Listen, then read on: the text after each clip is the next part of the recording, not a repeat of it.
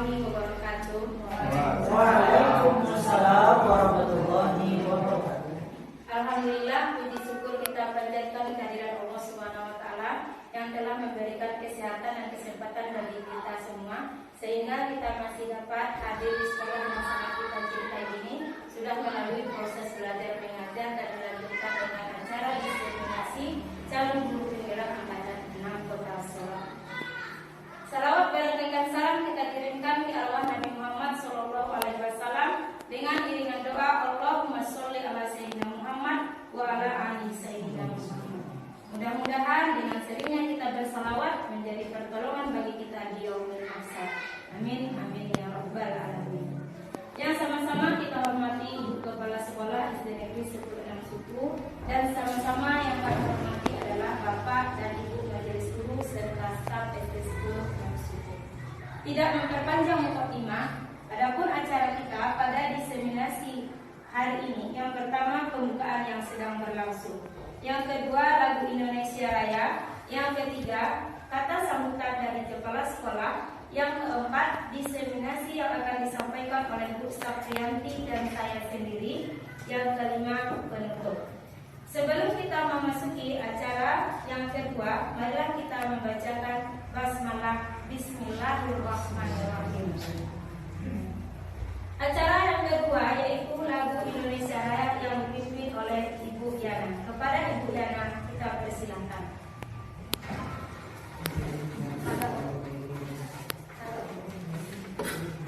Kepada Bapak Ibu kami harapkan untuk berdiri.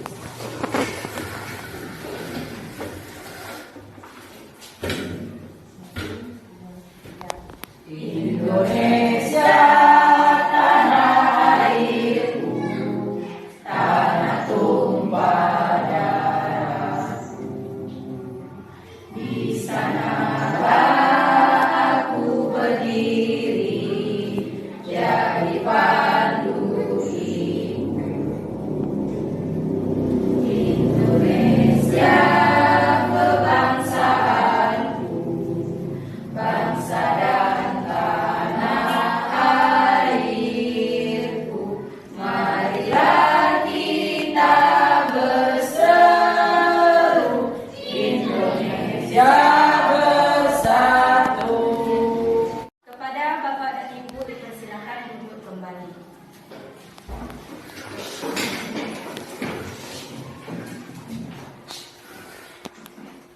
Terima kasih kami ucapkan kepada Ibu Yana. Acara selanjutnya yaitu kata sambutan dari kepala sekolah. Kepada Ibu kita persilakan. Terima kasih kepada pembawa acara. Assalamualaikum warahmatullahi wabarakatuh.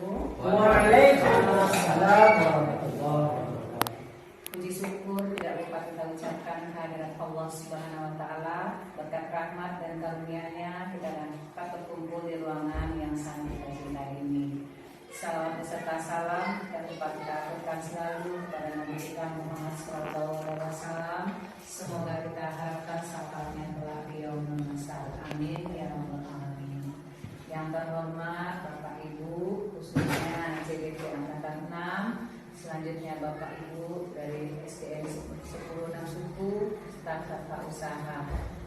Pada siang hari ini kita akan melaksanakan diseminasi guru penggerak Angkatan 6. Semoga kegiatan yang akan dilaksanakan dalam rangka diseminasi keyakinan kelas untuk membangun budaya positif yang akan dilaksanakan sebentar lagi berjalan dengan lancar.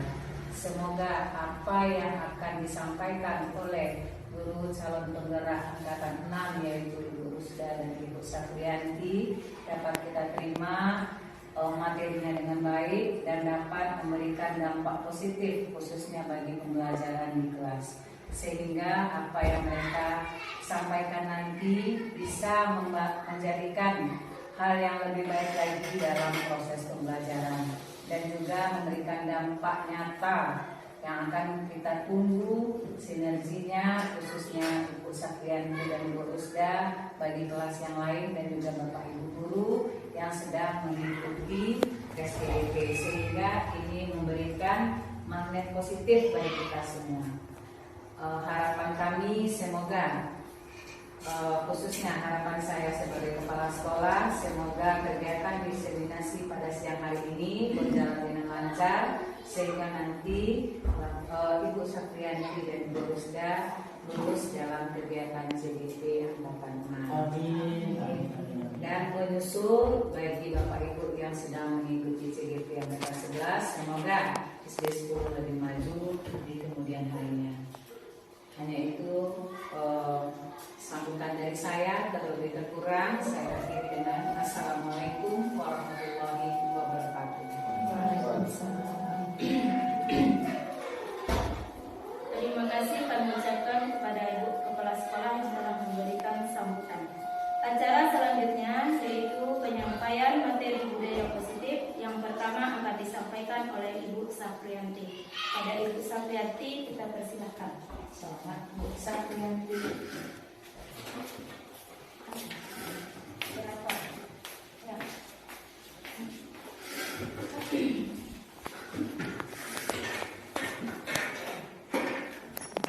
Assalamualaikum warahmatullahi wabarakatuh.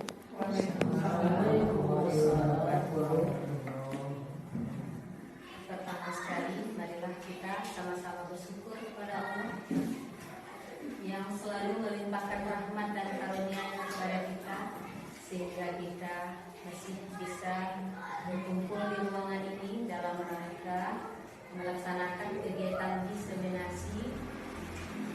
Selanjutnya, selawat dan salam marilah sama-sama kita kirimkan kepada junjungan kita, yaitu Nabi Muhammad SAW yang telah meninggalkan dua pusaka kepada kita, yaitu Al-Quran dan Hadis sebagai pedoman untuk hidup kita. Pertama sekali saya mengucapkan terima kasih kepada kepala sekolah yang telah memfasilitasi kami untuk melaksanakan diseminasi di SDN 1010 ini. Selanjutnya juga terima kasih kepada Bapak dan Ibu telah hadir ikut acara ini. Pada kesempatan ini kami akan menyampaikan materi tentang budaya positif. Nah, di sini kami bukannya menggurui, tetapi di sini kita mengimbaskan atau memberikan apa yang telah kami peroleh, baik ilmu maupun pengalaman kepada Bapak dan Ibu. Selanjutnya di sini kami juga ingin berdiskusi dengan Bapak dan Ibu. Baiklah, untuk tidak panjang langsung saja, yaitu materi yang diambil di sini yaitu tentang keyakinan kelas untuk membangun budaya positif. Adapun konsep utama dalam budaya positif ini, yang pertama yaitu kami akan membahas tentang perubahan paradigma belajar. Selanjutnya mengenai disiplin positif. Yang ketiga mengenai kebutuhan dasar manusia. Yang keempat motivasi perilaku manusia. Yang kelima posisi kontrol restitusi. Selanjutnya yang keenam keyakinan kelas. Dan yang terakhir adalah segitiga restitusi. Dalam pembelajaran budaya positif ini kita beranjak dari pembelajaran paradigma belajar, yaitu pembelajaran paradigma baru dirancang dengan berdiferensiasi sehingga setiap siswa belajar sesuai dengan kebutuhan dari tahap perkembangannya untuk mewujudkan profil pelajar Pancasila. Nah, di sini sebagaimana yang kita ketahui bahwa setiap murid kita itu mereka tuh berbeda, sehingga kebutuhan mereka tuh juga berbeda, sehingga kita melaksanakan budaya positif ini dalam rangka mewujudkan profil pelajar Pancasila.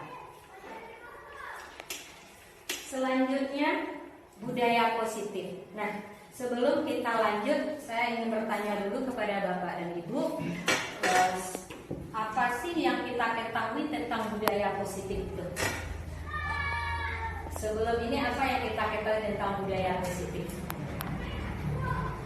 Menanamkan menanamkan disiplin. Ada lagi Bu? Kebiasaan berdoa. Yes. Dalam kelas. Iya, kebiasaan berdoa saat di kelas. Jadi budaya positif itu adalah budaya positif merupakan perwujudan dari nilai-nilai atau keyakinan universal yang diterapkan di sekolah. Jadi budaya positif itu adalah nilai-nilai apa yang telah biasa kita terapkan di sekolah, di kelas maupun di sekolah. Selanjutnya, budaya positif diawali dengan perubahan paradigma tentang teori kontrol.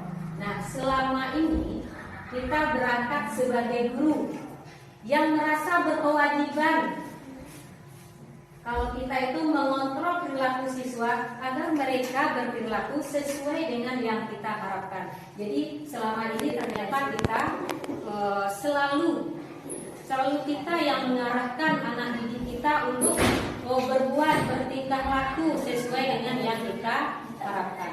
Nah, jadi sebelum kita lanjutkan lagi, Bapak dan Ibu, saya ingin sebuah permainan. Saya minta Bapak Ibu buka telapak tangannya, kemudian tutup mata. Bayangkan di telapak tangannya itu ada sesuatu yang paling berharga. Kemudian genggam kuat-kuat, jangan dilepaskan. Jangan dilepaskan Bapak dan Ibu. Nah, silakan buka matanya.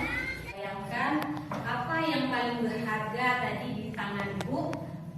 Kemudian sudah dikepal, digenggam kuat-kuat. Nah, kemudian saya minta Bapak dan Ibu buka matanya, tangannya tetap dikepal. Nah, selanjutnya saya ingin salah seorang dari Bapak dan Ibu mau jadi sukarelawan untuk meminta temannya atau membujuk agar mereka bisa membuka kepala tangan. Silakan. Yes.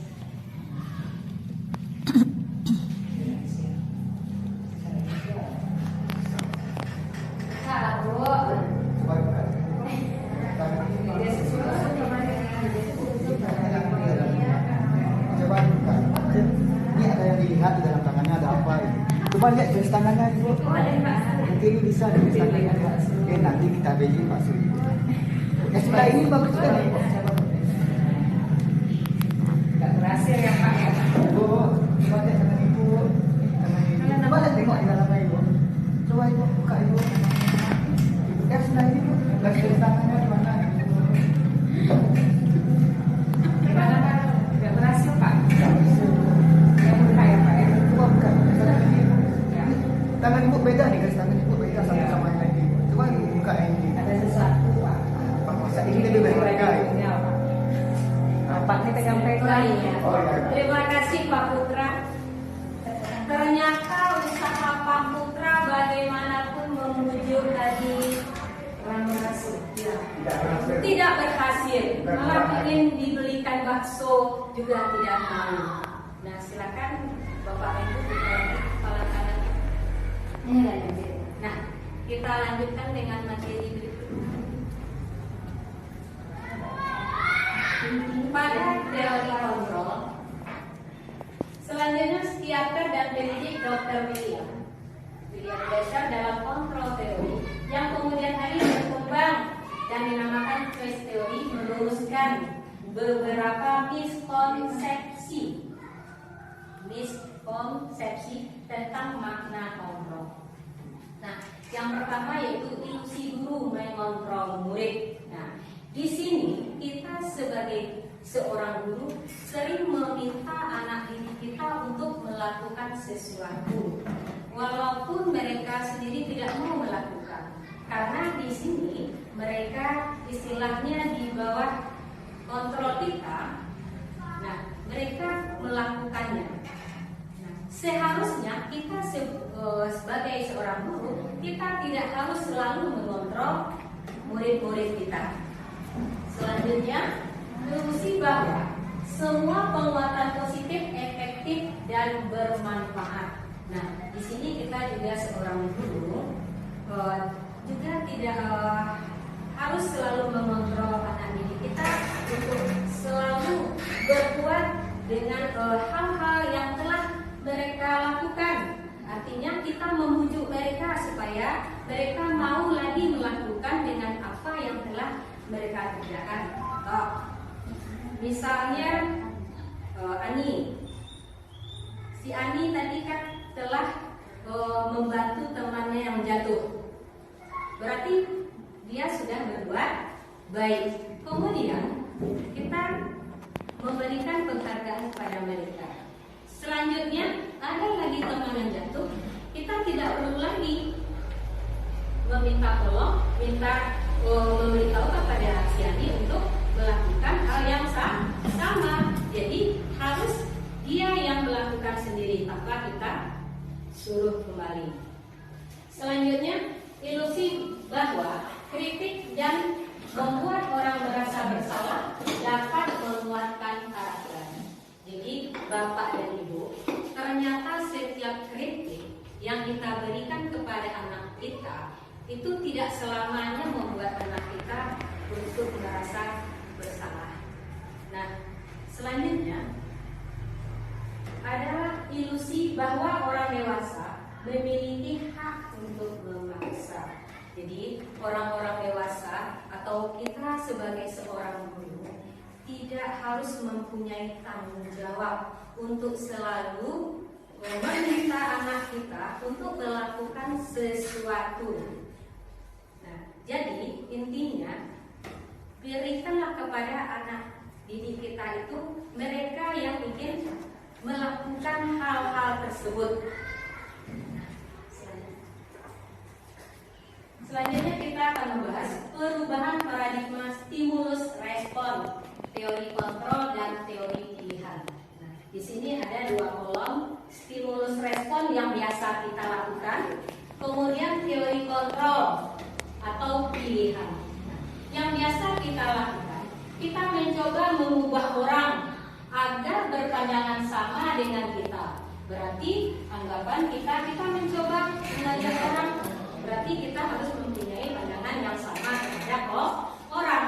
Tetapi pada teori kontrol, kita yang berusaha memahami pandangan orang lain tentang dunia. Selanjutnya, pada stimulus respon, perilaku guru dilihat sebagai suatu kesalahan. Jadi, pada stimulus respon kita menganggap bahwa seseorang anak kita telah melakukan kesalahan, berarti mereka telah berbuat salah.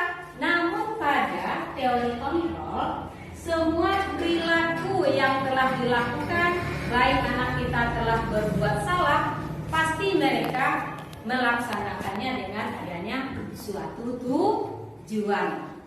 Nah, kemudian ada lagi, orang lain bisa mengontrol saya. Jadi pada stimulus respon, orang lain bisa mengontrol kita. Nah, sedangkan di teori kontrol, hanya Anda atau hanya bisa kita yang mengontrol diri kita sendiri. Nah, kita kembalikan kepada permainan kita tadi. Nah, tadi apa yang telah Bapak Ibu genggam tadi? Berarti itu adalah berharga bagi diri kita. Nah, pada teori kontrol, apa yang berharga bagi kita, apa yang ada bagi diri kita, jadi hanya kita sendiri yang mengontrol. Nah, jadi itu inti dari permainan tadi. Nah, jadi Bapak dan Ibu, dari semua ini dapat kita ambil kesimpulan bahwa pada stimulus respon di sini dan kita dalam menangani anak pasti ada yang menang dan ada yang kalah. Selama ini yang kita lakukan. Ada anak yang merasa salah, ada yang merasa menang. Tetapi pada teori kontrol, kedua anak tersebut mereka sama-sama menang. Kenapa? Karena mereka sama-sama memiliki pemahaman tentang apa yang telah mereka lakukan. Kenapa? Karena mereka tadi berbuat, bertindak karena ada tujuan.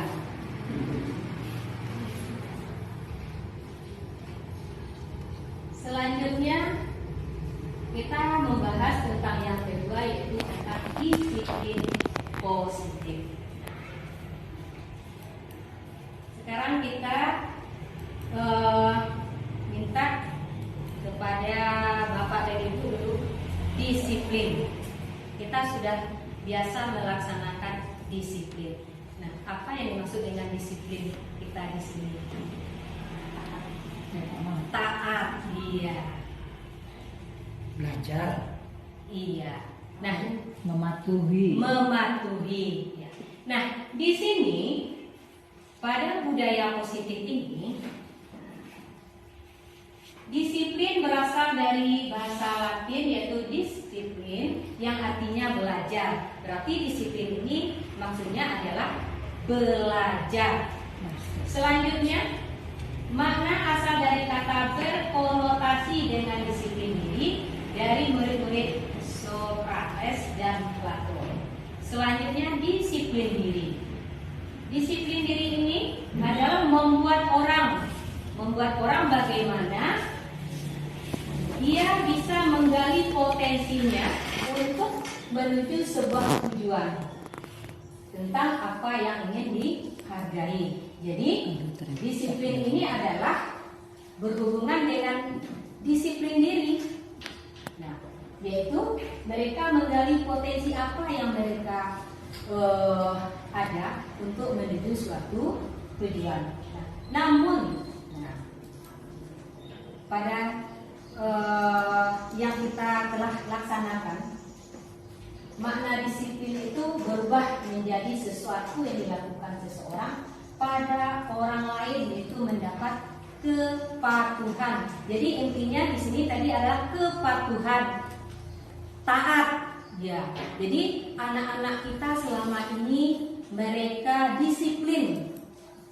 Disiplin kenapa? Karena mereka disiplin karena mentaati peraturan. Jadi mereka mentaati peraturan itu bukan berasal dari diri mereka sendiri. Jadi mereka melaksanakan disiplin karena mereka takut akan melanggar aturan. Jadi di sini motivasi yang mereka laksanakan yaitu motivasi yang dari luar diri dia, berarti bukan dari diri mereka sendiri.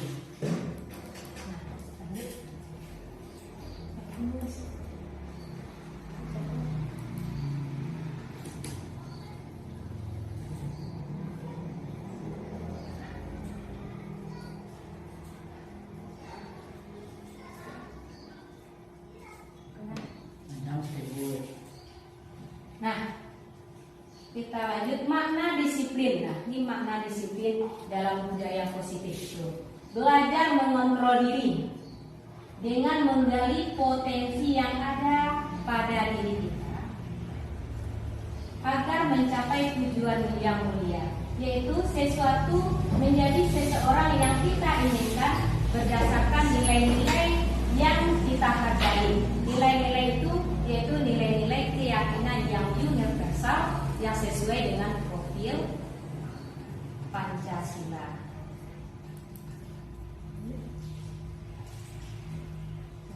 Kemudian nilai-nilai kebajikan itu apa? Nah, nilai-nilai kebajikan adalah sifat-sifat positif manusia yang merupakan tujuan mulia yang ingin dicapai oleh setiap individu. Nilai-nilai tersebut bersifat universal dan lintas bahasa, suku bangsa, agama maupun latar belakang. Jadi kita dalam menetapkan nilai-nilai itu kita tidak membeda-bedakan apa bahasanya, latar belakangnya, sukunya, dan lain-lain. Kemudian, setiap perilaku atau perbuatan memiliki suatu tujuan.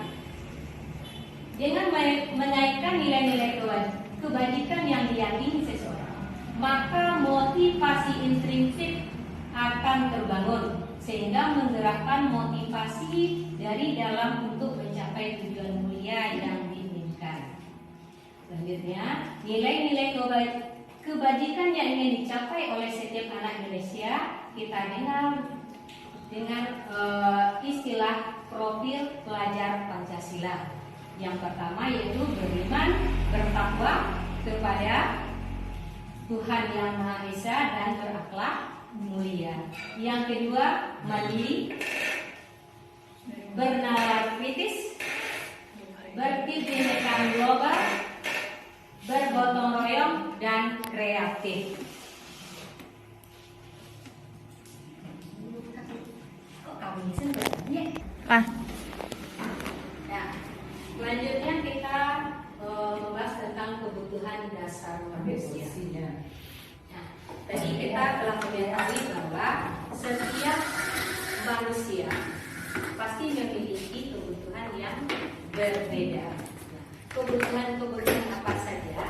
Sekarang kita lihat yang pertama, kebutuhan bertahan hidup. Kebutuhan bertahan hidup itu yaitu berhubungan dengan fisik. Yang pertama mengenai sandang, pangan, papan, yaitu tentang tempat tinggal, makan, kemudian tentang apa yang kita pakai.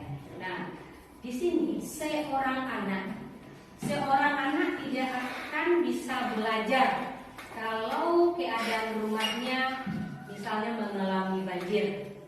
Nah, berarti mereka butuh suasana atau tempat tinggal mereka saat belajar itu yaitu terhindar dari banjir. Begitu juga bagi anak didik kita di sekolah, mereka butuh suasana belajar yang nyaman, hindar dari bising, kelasnya bersih dan indah. Selanjutnya kasih sayang dan rasa diterima. Nah, di sini kita semua manusia, termasuk juga anak-anak didik kita, mereka ingin sekali merasa diterima tanpa dibeda-bedakan bagi temannya yang lain. Jadi mereka tidak ingin disisihkan walaupun mereka pernah berbuat salah. Jadi intinya mereka ingin selalu dapat diterima dimanapun mereka berada. Selanjutnya penguasaan. Nah, di sini maksudnya penguasaan atas diri mereka. Apa yang bisa mereka kuasai? Contohnya mereka dapat menguasai pelajaran dengan cara mereka sendiri. Jadi mereka merasa puas dengan apa yang telah mereka kuasai. Selanjutnya kebebasan. Nah, di sini bebas atau merdeka. Jadi anak murid kita, anak didik kita, mereka menginginkan bebas untuk berkarya sesuai dengan minat dan bakat mereka. Kemudian kesenangan. Seperti yang kita ketahui, anak didik kita itu programnya adalah bermain. Nah, di sini kita sebagai guru dapat mengaplikasikan kesenangan ini di dalam pembelajaran. Seperti kita dalam mengajar, kita selipkan suatu permainan. Jadi dengan adanya permainan, secara tidak langsung mereka lebih memahami tentang materi yang telah dipelajari. Nah, jadi inilah tentang kebutuhan dasar manusia. Nah, Bapak dan Ibu, tugas kita sebagai guru adalah bagaimana kita seorang guru dapat memenuhi kebutuhan anak didik kita di dalam proses pembelajaran. Kita lanjut tentang motivasi perilaku manusia. Nah, motivasi itu terbagi dua.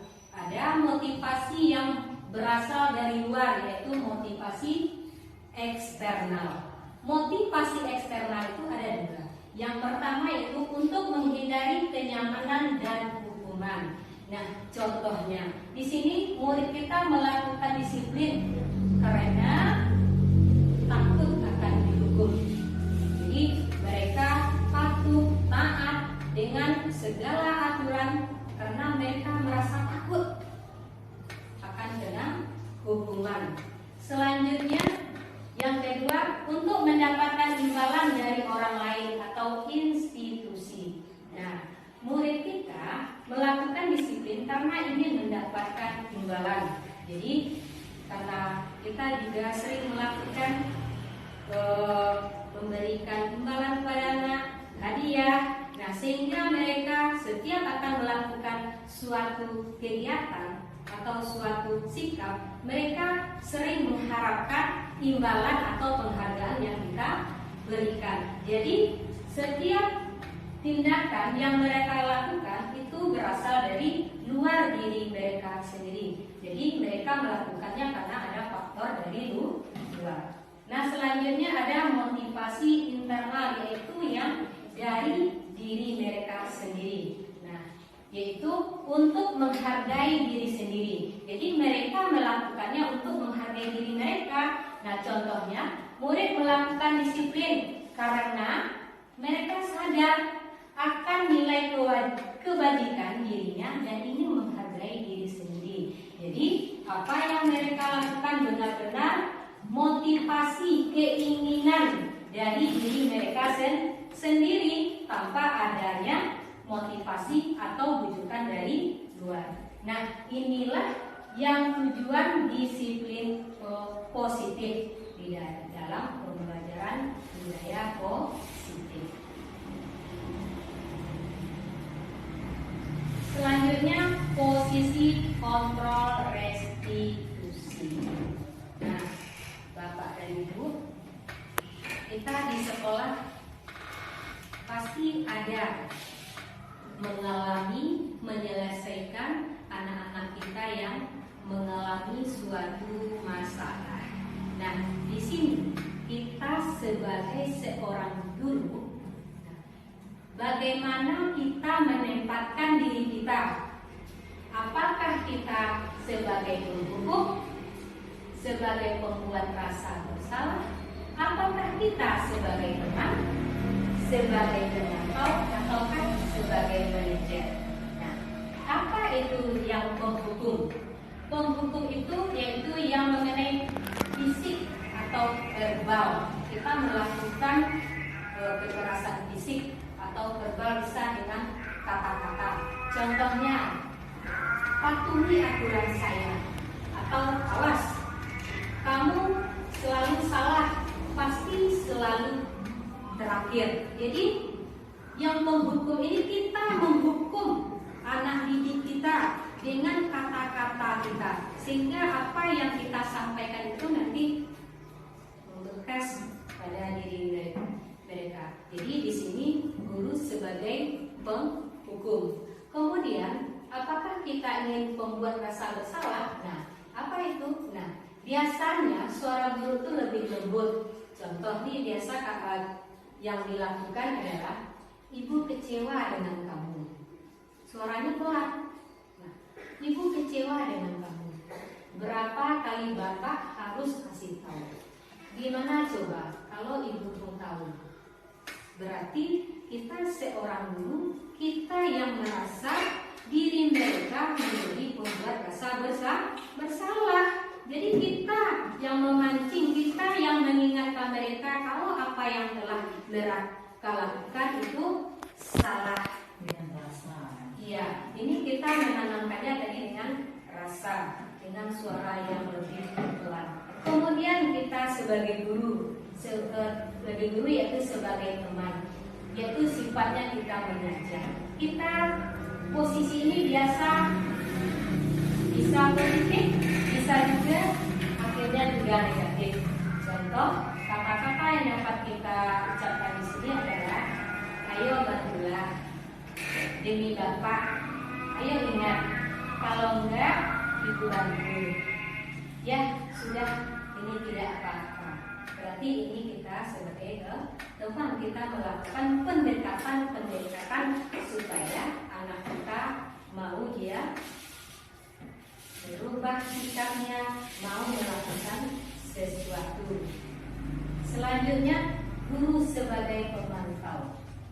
Nada suara guru datar, kemudian ada bahasa tubuhnya. Kemudian contoh kata-kata dapat kita gunakan. Kamu tahu pelajaran di sekolah kita apa konsekuensinya? Jadi kalau seorang pemantau, kita dapat menjelaskan kepada anak didik kita tentang peraturan-peraturan yang telah kita buat atau kita sepakati bersama, yaitu yang telah kita buat di awal-awal pembelajaran. Kemudian kita mengembalikan kepada mereka. Jika mereka melanggar aturan yang telah dibuat, berarti mereka harus menanggung konsekuensinya. Berarti mereka harus melaksanakan konsekuensinya.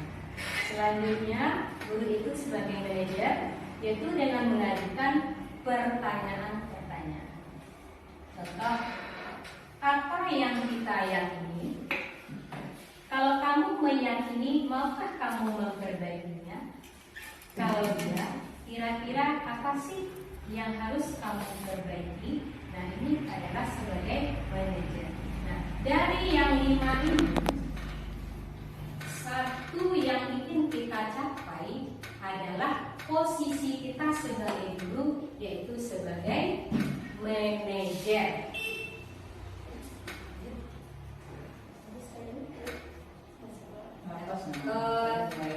Demikianlah Bapak dan Ibu, untuk materi selanjutnya akan disampaikan oleh Ibu Rusdanur. Kepada Ibu Rusdanur, kami persilahkan.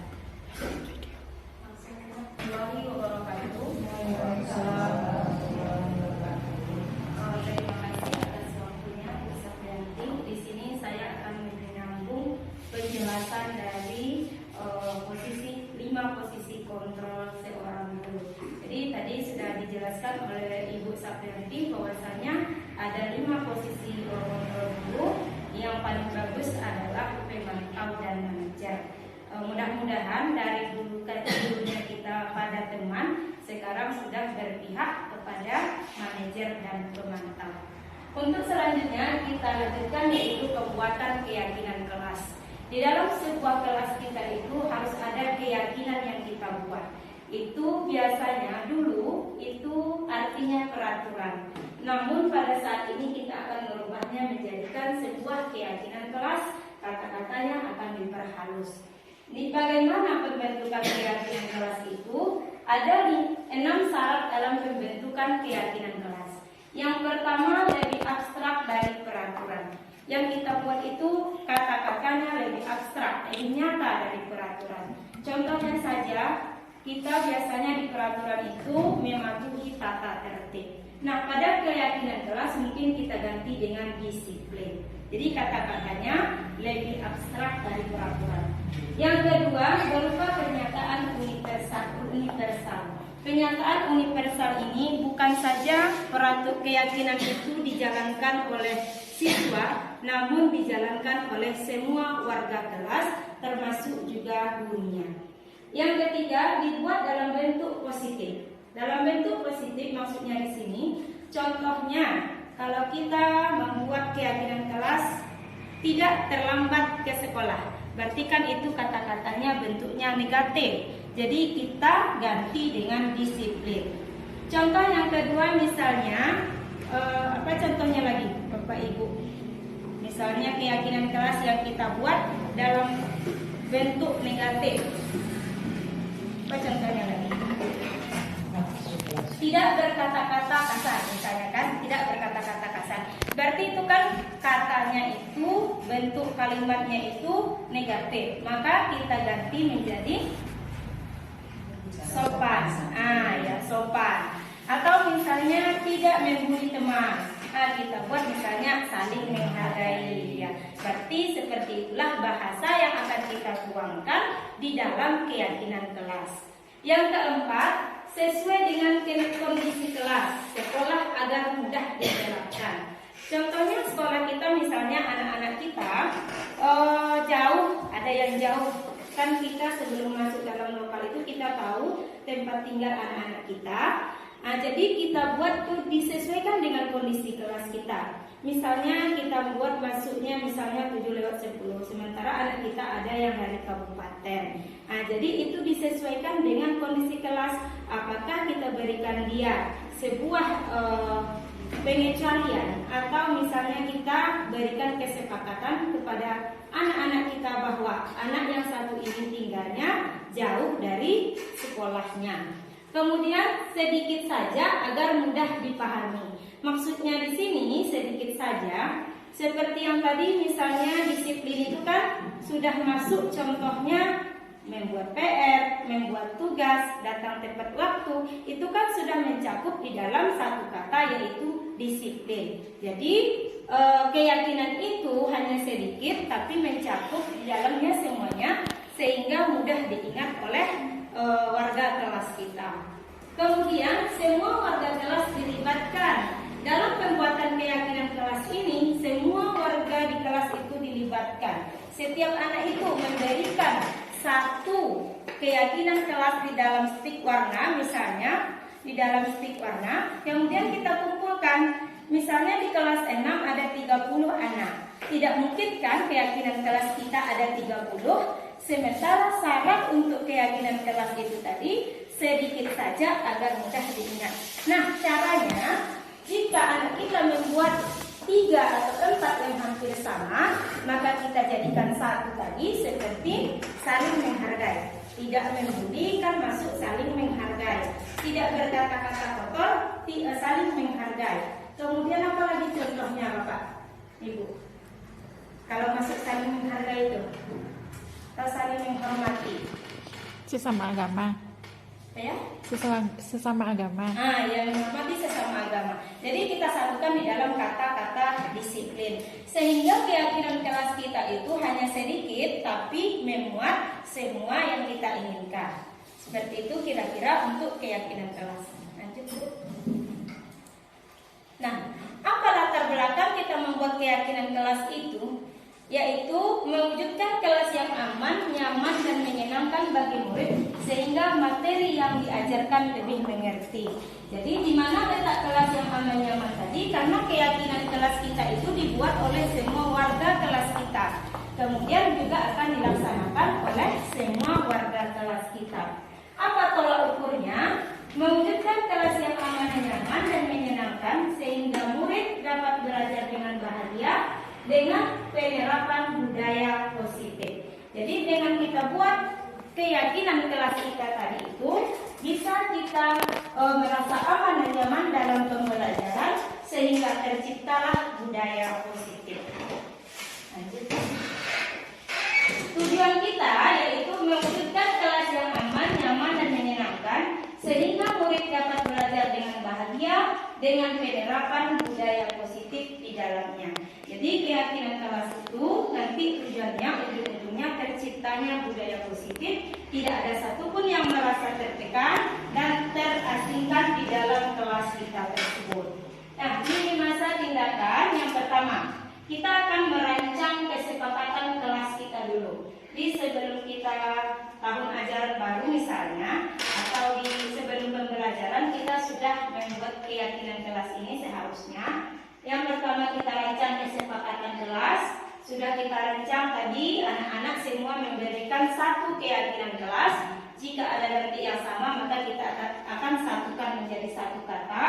Kemudian kita tetapkan, sudah ditetapkan, kita tempel di sebuah papan misalnya. Kemudian kita tetapkan bahwasanya inilah kesepakatan kelas kita. Kalau memang misalnya ada 10, ada 8, ini kesepakatan kelas 3 misalnya. Kemudian mencetak kesepakatan, boleh juga kita cetak atau boleh juga kita buat kertas warna, kita hias sedemikian rupa dan menempelkan kesepakatan kelas sehingga semua anak bisa melihat atau membaca kesepakatan kelas yang sudah dibuat. Nah, keyakinan kelas itu dibuat oleh murid dan didampingi guru untuk menciptakan budaya positif. Jadi anak-anak ini kita suruh membuatnya, namun tetap didampingi, tidak lepas begitu saja. Setelah dibuat nanti dikumpulkan. Sudah itu baru kita pilah atau kita tetapkan seperti yang tadi apa namanya, bukan ketetapan kelas tadi. Iya. Nah, bagaimana proses pembuatan kesepakatan kelas itu? Prosesnya hampir mirip seperti ini. Nanti sudah dibuat stik warna, ditempelkan di papan tulis satu-satu misalnya. Kemudian sudah ditempelkan di papan tulis. Nah, ini contohnya. Ini ada kesepakatan kelas 5 yaitu, nah ini ya, contohnya yang pertama adalah datang lebih awal. Yang kedua disiplin. Yang ketiga wajib sarapan atau makan pagi. Selanjutnya piket, belajar dengan giat, jujur, kemudian percaya diri, yang terakhir tersenyum, sapa dan salam atau 6S. Lanjut. Nah, ini contohnya kesepakatan kelas 6 yang kita ambil dari sebuah media sosial. Di sini ada kesepakatannya, kami guru dan murid kelas 6 SD 03 Pajo sepakat. Yang pertama, selalu menjaga kebersihan kelas dan menjaga halaman sekolah. Ini berarti sudah mencakup untuk sekolah, bukan di kelas saja. Saling menghargai dan menghormati, selalu bekerja sama, saling membantu dan bergotong royong, mengambil keputusan dengan musyawarah, meningkatkan disiplin, membudayakan membaca, saling bersemangat belajar. Ini merupakan contoh, boleh kita tambah dari kesepakatan kelas yang sudah ada ini. Lanjut. Nah, materi yang terakhir yaitu segitiga restitusi. Setelah kita tadi mengetahui bahwasanya 5 posisi kontrol guru, kemudian dilanjutkan dengan pembuatan keyakinan kelas. Nah, segitiga restitusi ini merupakan sebuah penyelesaian seandainya ada juga hal-hal yang terjadi ketika kita berada di posisi kontrol, pemantau, dan manajer. Apa itu restitusi? Restitusi itu adalah proses penciptakan kondisi bagi murid untuk memperbaiki kesalahan mereka, sehingga mereka bisa kembali pada kelompok mereka dengan karakter yang lebih kuat. Restitusi juga merupakan proses kolaboratif yang mengajarkan murid untuk mencari solusi untuk masalah mereka dan membantu murid berpikir tentang orang seperti apa yang mereka inginkan atau tujuan yang mulia dan bagaimana mereka harus memperlakukan orang lain. Jadi segitiga restitusi ini, di sini kita akan berkolaborasi dengan siswa. Hal apa yang dilakukannya maka kita kembalikan kepada dirinya sehingga nanti akan dapat hasilnya bagaimana cara memuliakan orang lain tanpa diri kita pun tersakiti. Lanjut, Bu. Nah, ini ciri-ciri restitusi. Yang pertama, bukan untuk menebus kesalahan, namun untuk belajar dari kesalahan. Jadi si siswa yang berbuat salah tadi, dia tidak menebus kesalahannya. Selama ini mungkin kita sudah keliru ketika anak bersalah. Memang kita suruh dia untuk menebus kesalahannya dengan beberapa sanksi, beberapa hukuman. Namun pada langkah-langkah segitiga restitusi ini, itu bukan menebus kesalahan, namun belajar dari kesalahan. Yang kedua, memperbaiki hubungan. Nah, jika anak kita membuat kesalahan, kita akan berusaha memperbaiki hubungan baik dengan temannya tadi yang bermasalah ataupun dia dengan diri kita sebagai guru. Yang ketiga, di sana kita ungkapkan tawaran atau bukan paksaan. Kita di sana menawarkan, bagaimana kalau seperti ini? Apa peraturan sekolah kita? Bagaimana kalau Ananda misalnya melanggarnya? Apa konsekuensinya? Jika anak kita sudah tahu konsekuensinya, maukah kamu merubah perilaku itu? Berarti itu merupakan adalah ciri-ciri restitusi. Restitusi menuntun untuk melihat ke dalam diri. Jadi anak ini nanti dia akan melihat ke dalam diri, bukan menyalahkan orang lain. Dia akan mengintrospeksi dirinya, apakah yang telah saya perbuat. Dia bukan mencari kesalahan. Restitusi mencari kebutuhan dasar yang mendasari tindakan. Sebagaimana yang sudah dijelaskan Ibu Saprianti tadi, bahwasanya setiap anak itu melakukan tindakan ada alasannya, ada tujuannya. Mengapa dia meloncat dari pagar misalnya, kan? Ada alasannya. Karena dia terlambat. Mengapa dia terlambat misalnya? Ada pula alasannya di rumahnya. Nah, jadi itu merupakan langkah-langkah kita segitiga restitusi dalam menjalaninya, sehingga anak ini tidak merasa bersalah. Kemudian restitusi adalah cara yang paling baik.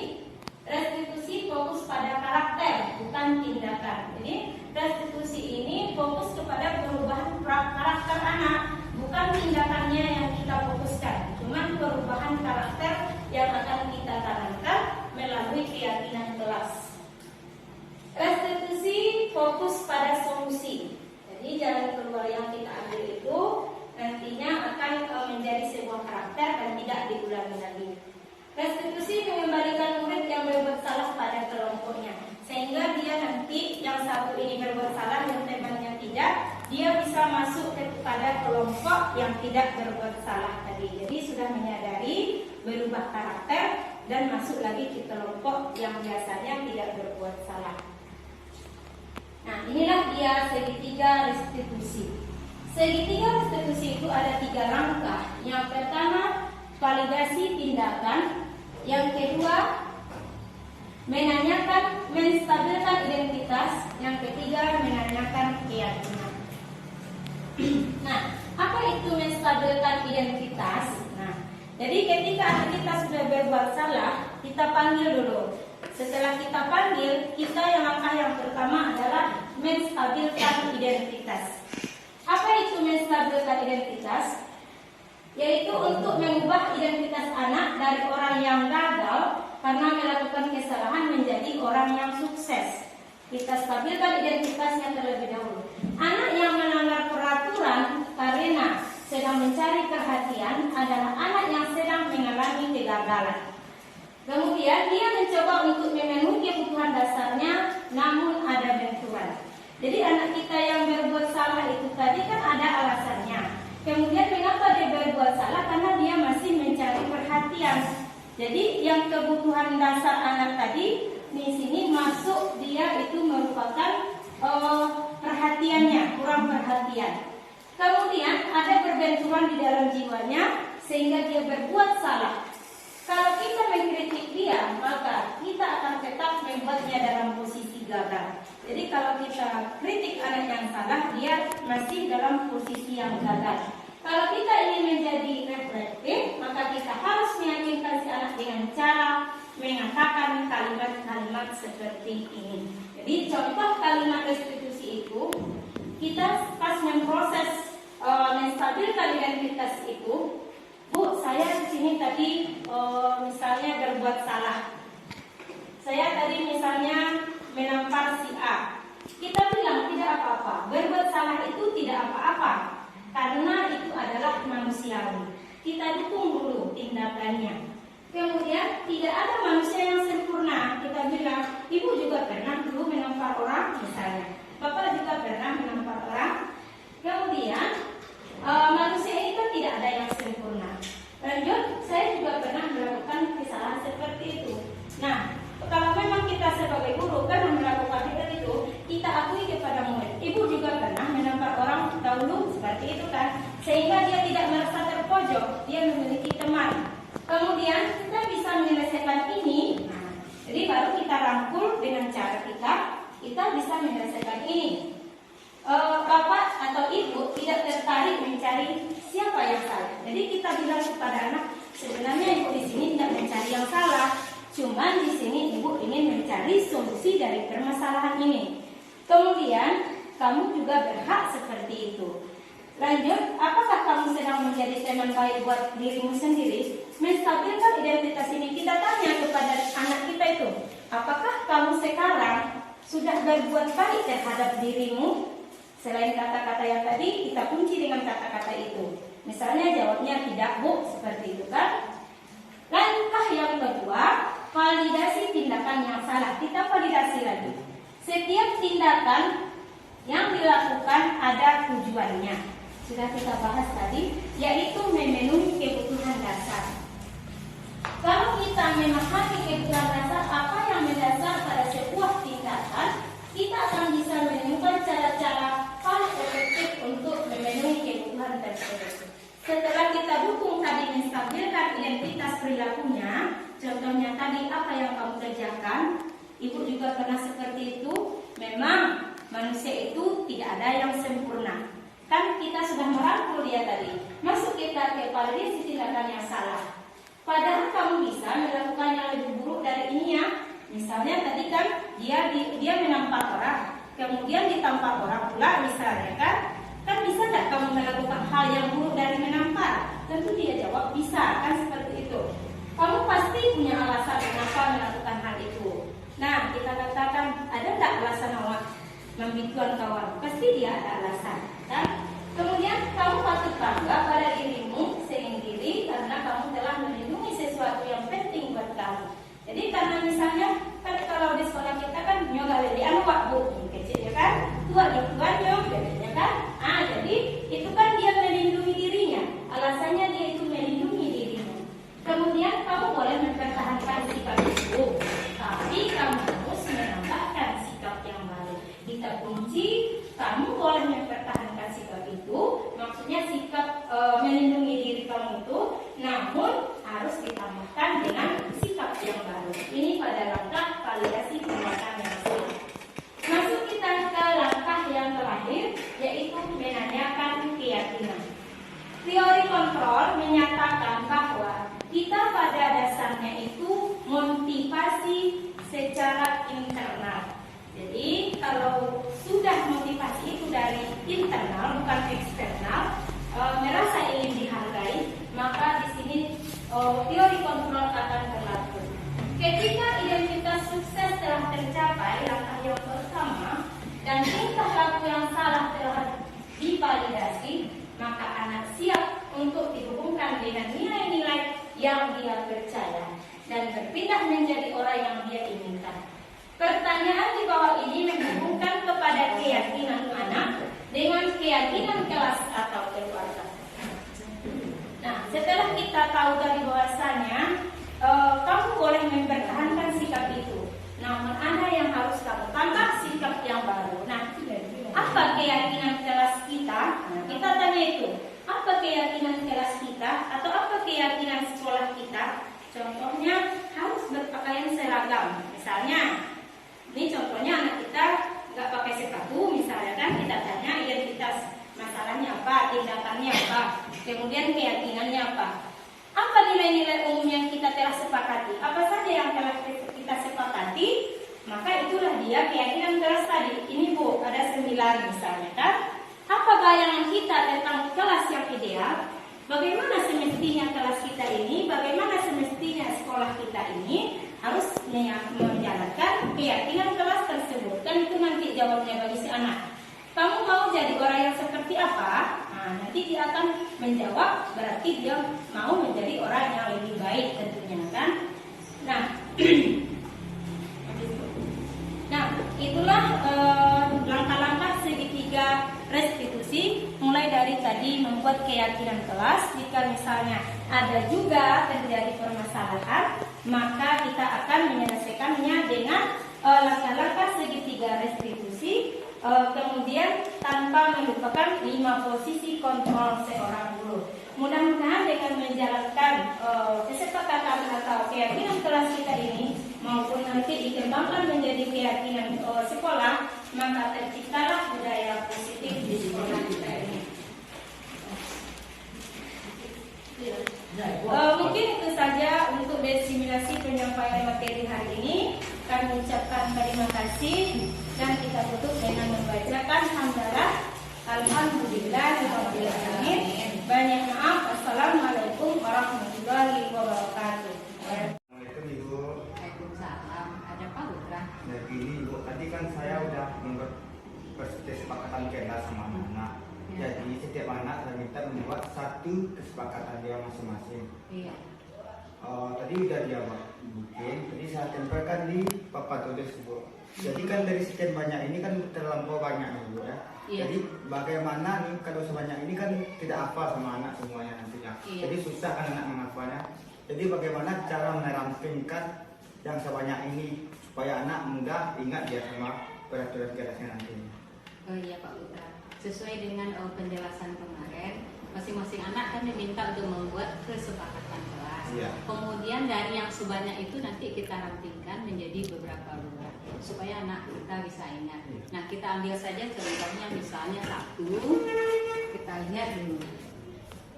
Piket tepat waktu, berarti kita ambil dia adalah disiplin. Contohnya disiplin. Kita cari lagi. Ini sudah disiplin. Melaksanakan ujian tepat waktu berarti kan disiplin lagi. Disiplin. Contohnya ini gimana Bu? Tidak boleh mencoret meja tema. Ini kita pindahkan dulu, tapi kita pilih saja mana disiplin dulu. Oh, yang mana disiplin. Mana yang kita masukkan disiplin. Baru nanti kita lanjut Oh, yang kedua. Mana lagi? Datang tepat waktu. Datang tepat waktu. Kita masukkan juga disiplin. Memakai pakaian rapi. Pakai pakaian rapi.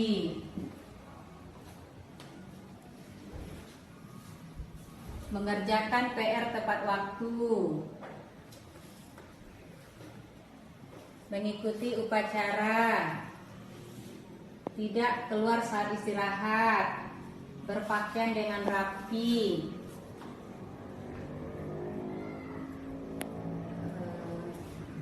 Sudah.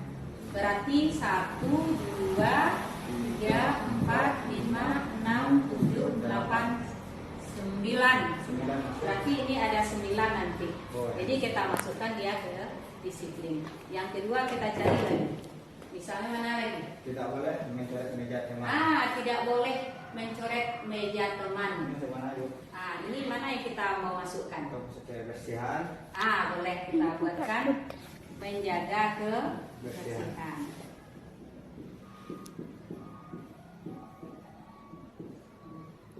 Kemudian kita cari mana saja bisa masuk menjaga kebersihan. Melaksanakan piket. Ya, melaksanakan piket 2. Nah, begitu seterusnya Pak Putra. Jadi yang ada kesepakatan kelas yang dibuat anak ini bisa kita cuirkan menjadi beberapa buah. Bisa saja dia menjadi 6 atau 7. Nah setelah itu nanti ini bersama anak kita buat mereka supaya tahu disiplin itu apa saja yang masuk kesepakatan kelasnya yang disiplin. Demikian Pak Putra. Baik, terima kasih Ibu atas sarannya. Semoga ini bermanfaat untuk kelas nanti.